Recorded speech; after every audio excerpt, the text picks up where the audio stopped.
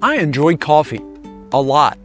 You can catch me drinking it in just about every video I have ever done. Naturally then, when I came to Colombia, a country renowned for coffee production, one goal was to visit a farm or plantation where beans were grown. Mission accomplished.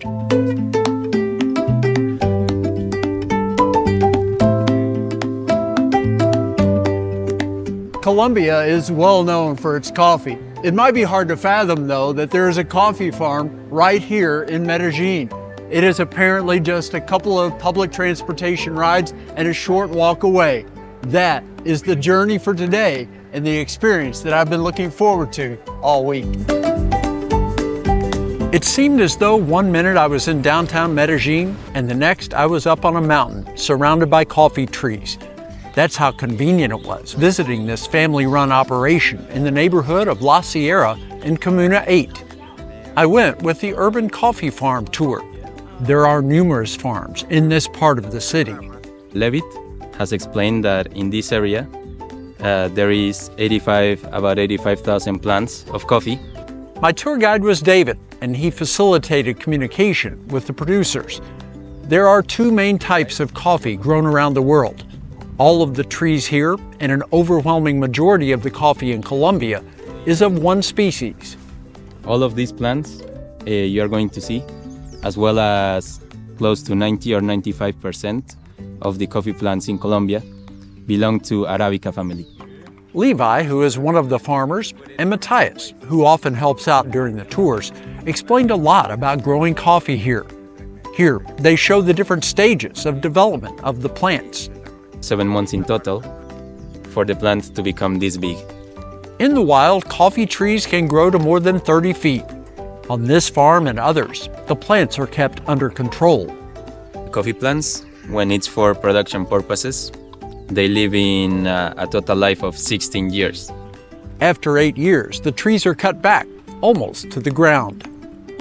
After that introduction, all the tour participants were given buckets and sent out amongst the plants to harvest.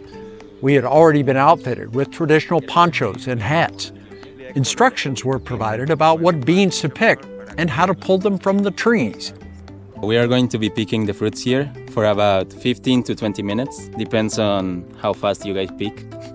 How great is it that we weren't simply shown or told about harvesting, but instead, we got to experience it for ourselves. The goal here is to pick 70 beans. They say if you get 70 beans, you get another cup of coffee. So I think it's a fair exchange. I've got probably 30 or 40 now and only been at it for about 5 minutes. So I think I'll make it in 15 or 20 minutes. Ordinarily, there are 2 times during the year when beans are harvested, once in the spring and again in the fall. Conditions here at around 1,800 meters, however, are just about perfect. This is below the cooler mountain peaks and above the warmer city, which sits in the valley. Sean 2 épocas del año, octubre y diciembre. Here we have what we call microclimates, and that makes the perfect conditions so that every single month they have one harvest. This was quite special, working amongst the plants for a few minutes, selecting the proper beans, and then being as careful as possible to pull them from their stems. You have to be very specific. You can't just come out here and pick beans of any color.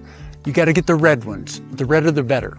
And you have to pick them in a certain way as well.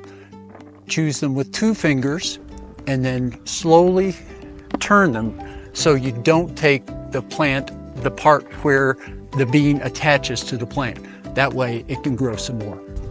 It's fair to say that none of the 3 of us who took the tour have a future in the fields, but we all handled the assigned task eagerly and effectively. So how did you do? I think I did pretty well. With our short harvesting careers behind us, we returned to the farm's main center to learn about how beans are transformed into the magical liquid that is vitally important to so many people.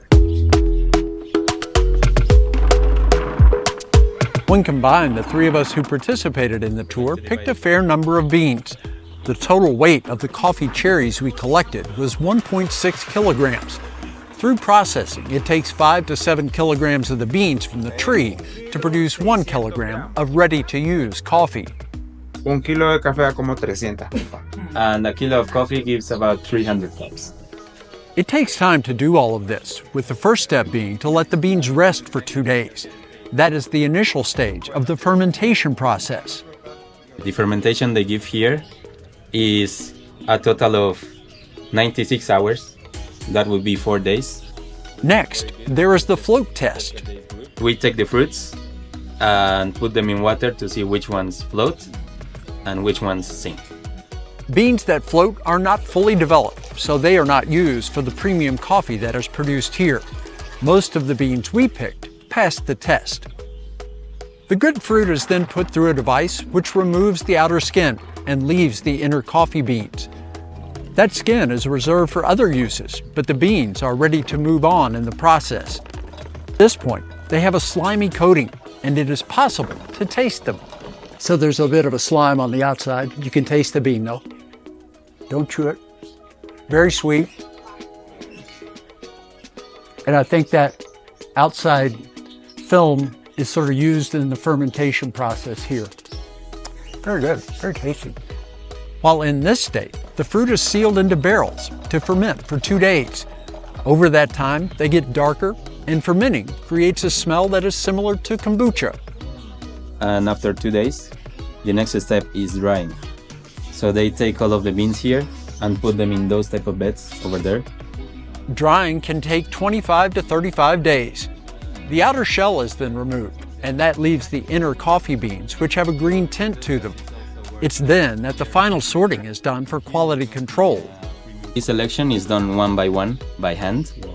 And the group with the defects, this one, this quality is the one that stays in Colombia, the lower quality, because it cannot be exported. The best beans have typically all been reserved for export, but that is changing slightly, with some of them now being kept inside the country. For the beans that are sold directly by the farm, the next step is roasting. Once done by hand, they have now added a motor to turn the beans while they are being roasted. By hand, it would take 80 minutes, but with the motor it takes 40 minutes, and it gives a more even roasting. The coffee they process here, they always keep it on medium roast, because in medium stage is where you can taste the full range of notes. Our group helped with the final couple of steps that are taken at the farm to sell coffee directly to the public. That included grinding the roasted beans, then weighing the ground coffee and putting the finished product into bags. From the start to the end, being able to see all of this was remarkable.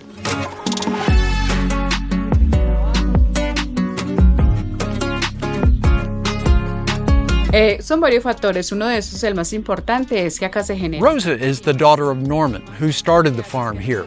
She has been instrumental in making the operation what it has become.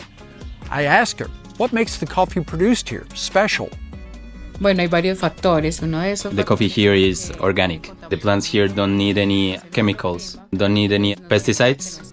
Rosa and her family take great pride in what they produce, and there is an appreciation for being in a position to promote the coffee industry in Medellin and in Colombia. Bueno, el café en estos momentos, pues. She said that the most important thing that she takes from coffee is the visibility that is brought to Colombia and to the coffee farmers.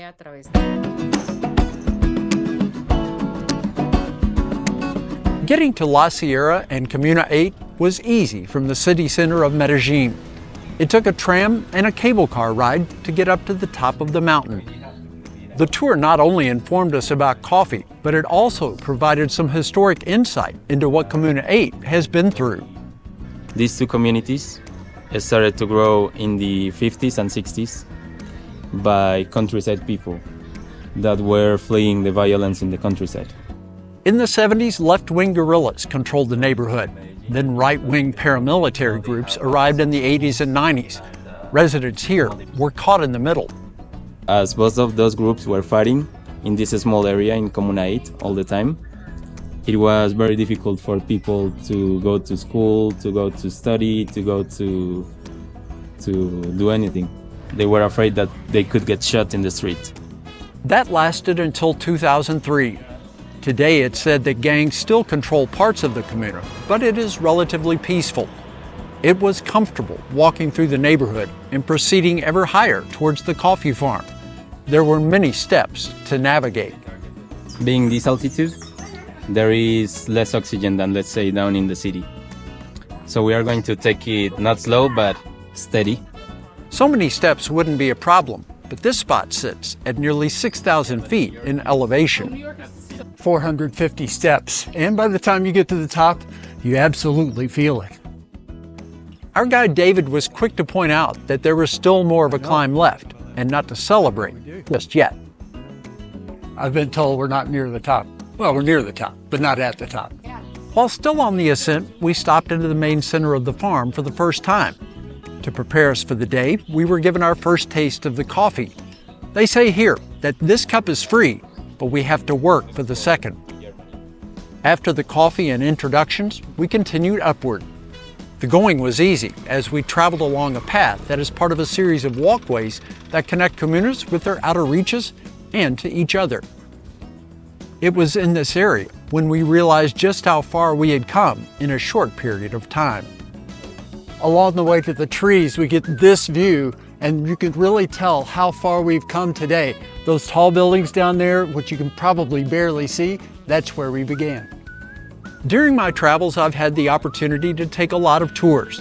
This was one of the best, as it showed how a community built a new future for itself and taught me so much about what goes into making the coffee that I drink just about every day. It wasn't just me either. The others who participated in the tour were equally impressed. Like, this is the most I've ever learned about coffee, so it was nice to get to see where it's grown, get to see the plants, get to pick some coffee myself, and get to walk through the whole process. It was really good. This day was really big for me because to be able to travel all the way here and experience the Colombian coffee farms and to be able to participate in the coffee making process. So it was a big day for me. It's so much work, even just sitting and picking coffee beans for 15 minutes in the sun was a lot. So yeah, I have so much respect for all the work that goes into it.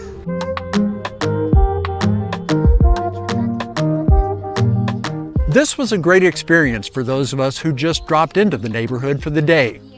For those who live here, what lies ahead is a little brighter because of the coffee that we all came to learn about. Hemos ido a un barrio muy estigmatizado, lo que ha hecho que This area, because of its rough past, has been faced with a lot of stigma. And the coffee has helped to change that stigma toward this community and has brought them a lot of opportunities and keep looking forward to a better future. What an absolutely phenomenal day. I thought when I wanted to go see a coffee plantation or a coffee farm that I would have to go far out of the city of Medellin to do so. This, I was able to take public transportation and come right up the hill. It's been phenomenal, and I have a much better appreciation for coffee now than I ever had before. Thanks for watching Old, Alone, and Far From Home. I will see you next time.